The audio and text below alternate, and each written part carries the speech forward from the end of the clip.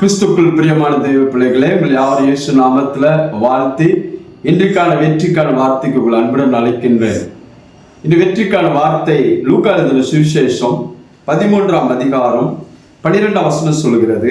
இயேசு அவளை கண்டு தம்மிடத்தில் அழைத்து, ஸ்திரியே, உன் பலவீனத்திலிருந்து விடுதலை ஆக்கப்பட்டார் என்று சொல்லி அவள் மேல் தமது கைகளை வைத்தார். உடனே அவள் நிமிர்ந்து தேவனை மகிமைப்படுத்தினார். இந்த சம்பவம் 18 வருஷமாய் கூனியா இருந்த ஒரு மகளை இயேசு தேவாலயத்தில் கண்டு அவளை அழைத்து, நீ விடுதலை ஆக்கப்பட்டாய் என்று சொல்லி தம் கைகளை வைத்தார்.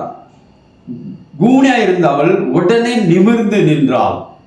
இயேசு அந்த 18 வருஷமாய் கட்டப்பட்டிருந்த மகளை அவர் சொல்லி, நீ விடுதலை ஆக்கப்பட்டாய் என்று அவளை அற்புதமான ஒரு சுகத்தை அவளுக்கு கொடுத்தாள்.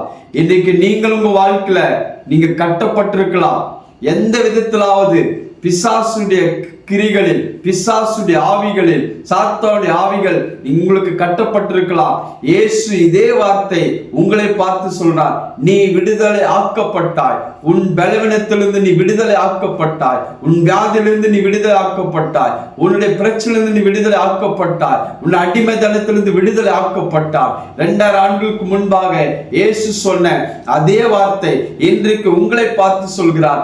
உங்க பலவீனத்திலிருந்து, உங்க வியாதி வறுமையிலிருந்து நீ விடுதலை ஆக்கப்பட்டாய். அந்த வார்த்தை இன்றைக்கு உங்களுக்கு புறப்பட்டு வருகிறது. நீ விடுதலையோடு வாழ வேண்டும். விடுதலை ஆக்கப்பட்டாய் என்ற வார்த்தை இன்றைக்கு இயேசுவுக்கு சொல்கிறார். நீ விடுதலை ஆக்கப்பட்டதால் விடுதலையோடு வாழுங்கள். கர்த்தர் உங்களை ஆசீர்வதிப்பாராக.